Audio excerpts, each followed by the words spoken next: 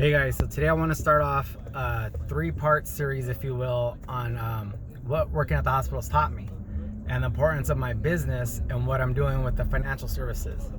So there was an article that came back out in May of last year saying that 40% of Americans couldn't cover a $400 emergency.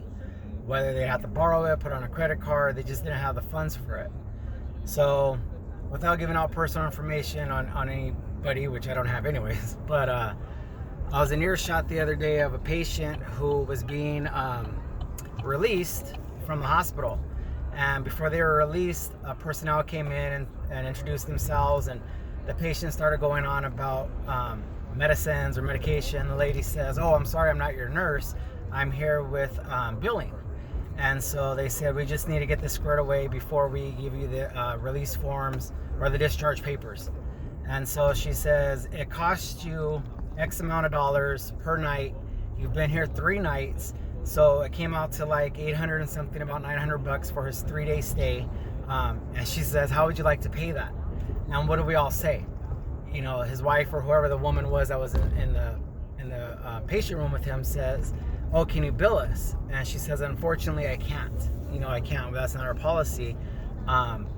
You have to pay for the 3 nights that you've already stayed here and got your health care or whatever taken care of." And I didn't hear anything other than that. I wasn't able to hear anything other than that.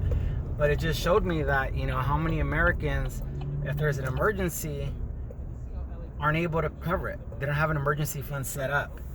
But the other part that I did hear was after that, the woman in the room asked, "What about the ambulance charge?" And the administrative person from the hospital said, "Well, that's not us. That was a separate outside company. They just brought you here. You're going to have to settle that payment with them or that bill with them," which is another cost that's incurring. Why? Because somebody got sick, right? This person didn't ask to get sick. I don't know what happened. I don't know why they were there. But the fact of the matter was that it was a $900 stay. I'm not sure if that covers whatever, testing they did or whatever else happened. But I know that we've had to use an ambulance before, and the cost was about $1,100-1,200 bucks that we had to pay because our insurance doesn't cover that. So seeing my financial service company that I work with, that I'm working for, that I'm building up this business, right? I see the importance of having a financial plan set in place, about putting disciplines where you're putting money aside, about showing people just putting $25 aside a month. $25 a check, whatever it might be that you can afford. I'm sure there's something you can afford, and start saving it.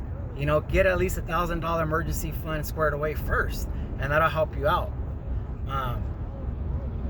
Call me up. Let's talk. If you're looking to do something different, you keep doing the same things, you're gonna have the same stuff. If you want to do something different, then you got to change your mindset. You got to change your habits.